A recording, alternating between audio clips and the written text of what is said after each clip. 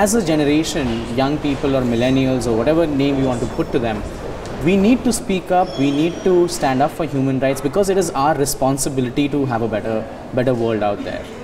Young activists today are the drivers of movements for justice, for rights, the environment, and an end to discrimination, just as every strong movement for human rights and solidarity in history has been spearheaded by the young. I think it's important that young people have their voices heard, because we are the people that are going to be affected by the decisions made, and we have a responsibility to maintain the decisions that are made. You know, one of the biggest challenges that I think young people are facing is that the two or three pillars that really can change things fast, say one is the media and the other is the politics.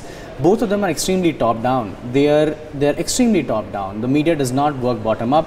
Citizen voices are absolutely missing in what the stories and what news is relayed on media. Same with politics. A lot of the politics is extremely top down. Public decision making is not really there.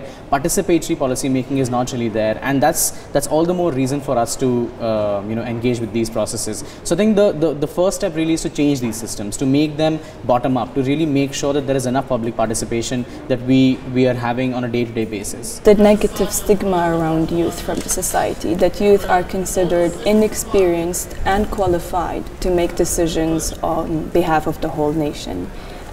Youth are considered qualified enough to find jobs. Youth are considered qualified enough to start households, but they're not considered qualified enough to participate in decision making.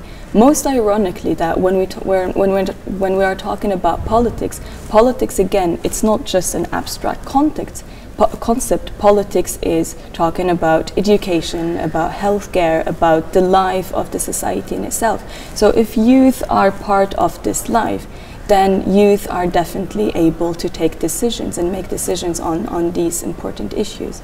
Today, young people, they make the largest chunk of the population of the world. So if we are more than half of the world, then it means that we should have a voice, and it is our right to have a voice in the decisions of the world. I think that I see it from a human rights perspective. This is my human right to be part of the decision-making processes.